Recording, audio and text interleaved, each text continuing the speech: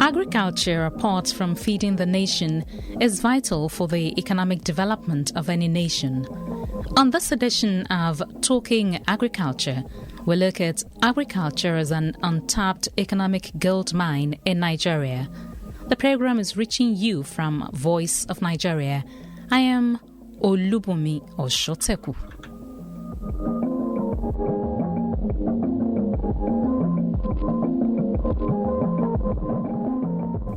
Agriculture has provided sources of income and has sustained the economy of various nations such as China, which doubled its per capita income twice in 20 years by focusing on agriculture. Other countries such as Malaysia, India, Denmark and Ghana, amongst others, have equally followed this trend. In Nigeria and some other West African countries, agriculture is underutilized. Some of our food crops have other economic benefits which are not being explored. Mr. Olumogaji, a farmer and agriculture expert, explains. We're not even fully utilizing the capacity. If you take the most common product that we're known for in the world, cassava. Bulk of what we do is peel cassava, make garri, cassava chips, and co. The cassava peels is being underutilized. It's used in some industries as binding agents. It can be used to make speakers. There are a lot of things, in the cassava value chain. Will you take honey? The beeswax in Nigeria is still being thrown away. We are still underproducing honey, and which is a major export foreign earner. If we check around yams, you go to Benue, it's still being wasted. If we check everything we have, I would say we are not doing up to 20% of what is available. So across board, we have not even scratched the surface. So we have not tapped into agriculture. I say an untapped opportunity. The agricultural sector in Nigeria, no doubt, has enjoyed a significant boost in recent times. The president, in his inaugural speech, also identified agriculture as one of the key areas of his administration. We can therefore say that the future is bright for the agricultural sector in Nigeria. However, much still needs to be done in order to maximally utilize the varying potentials of agriculture. Shotonye Anga is Coordinator, Community of Agriculture Stakeholders of Nigeria, CASN. Agriculture is one area we have comparative advantage. See, we've got 84 million hectares of land here in Nigeria. Okay, arable land. Now, about 50.4 million hectares of this land uncultivated. You've got to cultivate these lands. Okay. Now, the next thing, you've got 230 billion cubic meters of water. We've got a whole lot of groundwater, water waiting. Look at the whole River Niger, River Benue. That's huge water resource waiting to be harnessed.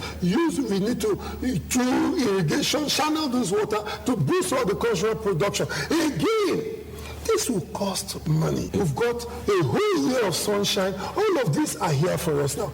There are wastages recorded across board, as could be seen during transportation of unfinished products, productivity, efficiency of labor, equipment, and others.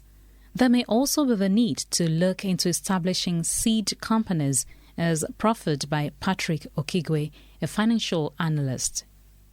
Seedlings, for instance. We still do not have enough seed companies in Nigeria producing improved seedlings. So if I'm in my village today and I wanted to grow maize, for instance, more than likely I might buy or use the maize from last season. Not because I don't know that I should use improved seedlings, but there's just not enough of them. Yeah, most of the bigger commercial farms have first dippings into getting the seedlings, and it doesn't trickle down. And so we need more plants, more companies, more seed companies to produce these seedlings. If you go further down to even mechanized agriculture, do we have enough tractors in Nigeria? Even if I had the money to lease a tractor, can I find one? Those are issues. As you may already know, Nigeria has various research institutes that should have contributed to agriculture boom. A question then arises as to whether or not the research institutes are doing enough. Those agricultural institutes started as agricultural stations set up in the 1920s, partly as a tool to support the supply of export crops such as cocoa, palm produce, groundnuts, rubber and cotton, amongst others. Today, there are a good number of public sector agricultural research institutes in Nigeria, each with a specific mandate to satisfy different agricultural needs. The institutes are expected to conduct research in various areas of agriculture to enhance agricultural productivity and products utilization in Nigeria. Olumogaji has more. Well, you go to most of the institutions. You have renowned professors, doctors. You even have, most of them in the institutions, they have more of academic knowledge. But right there in the institutions, I know quite a lot of our researchers who have commercial background also. And all the research is there. About 8-9 years ago, I went to one of the West African countries in search of investment opportunities. I got to one of the countries, I got some type of maize and some type of equipment, and I was excited to come back to Nigeria and show my colleagues who were in the research institute about my findings. And they told me, oh, it's here. And I got there, and I discovered that we have actually made the same research, had even better results, but the documents were sitting on the shelf. While in this other West African country, it had been commercialized. And each time I leave the shores of the country, I like to move within Africa, before we look outside. And I discovered that there's nothing you are really looking for outside Nigeria that comes as something new. That if you go to a research institute in Nigeria, it is a completed project on the shelf. Like take, for instance, you see cocoa chocolates from Ghana. Cocoa research, as way back when I was young, they were making chocolates in cream. The equipments were there. They were making chocolate. It was not just commercialized. They were making wine from cola. They were making a lot of things. It's not just being commercialized. So if cola is commercialized into wine, we're making chocolates like we see in Ghana. There are a lot of things in the research institute that I believe most of the researchers are even frustrated because when they spend so many years on these things and you can't multiply it, things that will make life easy for people, things like that can solve unemployment among youths or underemployment, we need to really go back to the research institute, allow them to dust all their research and, commercialize it. Production requires funding, no doubt. Agricultural funds are thus also made available, but most times they're not accessible to those who actually need them. 70% of farm products are churned out by rural farmers, yet when government intervention is provided, it does not get to the farmers. A select few who seem to have privileged access to government get these funds, while the rural farmers are left out. Sometimes the funds are not agriculture-friendly. Focusing on agriculture could also help to solve the problem of unemployment. For instance, the textile industry relies so much on cotton, but we import cotton in Nigeria. If Nigeria pays attention to cotton production, the market will boom, the textile industry will employ more hands and the economy would improve.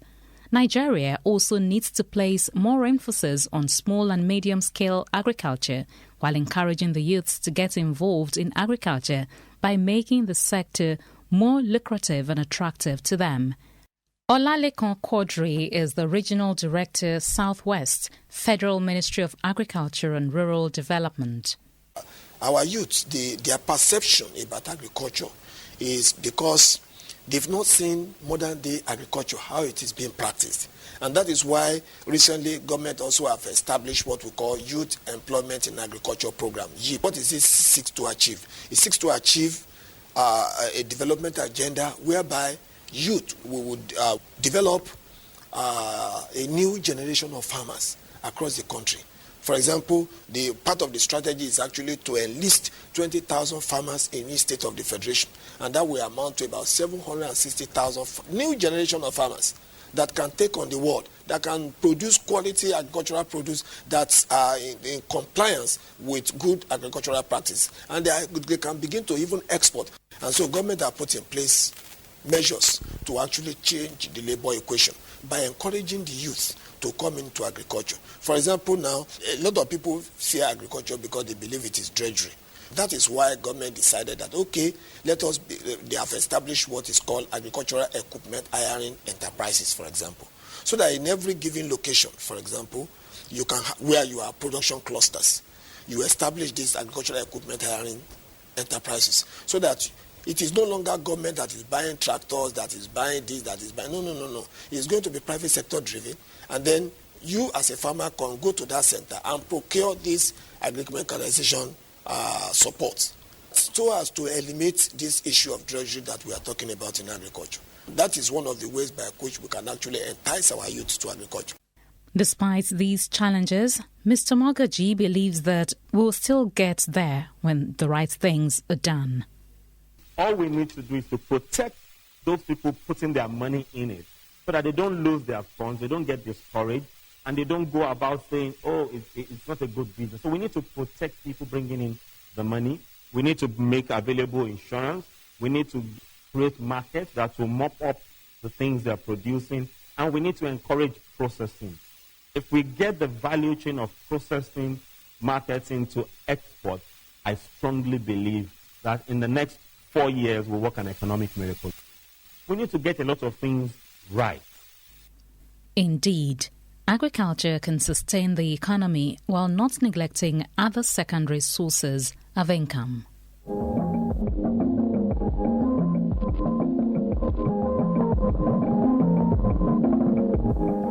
Today on Talking Agriculture, focus was on agriculture as an untapped economic gold mine. For comments and observations, do write to the producer, Talking Agriculture, Voice of Nigeria, PMB 40003, Falomo Ikoyi, Lagos, or PMB 5089, Wuse, Abuja. You can also send an email to englishservice@voiceofnigeria.org. The program was produced by NNEKA OKACHUKWU, while Benga Odefisayo was at the audio console. I am OLUBUNMI OSOTEKU.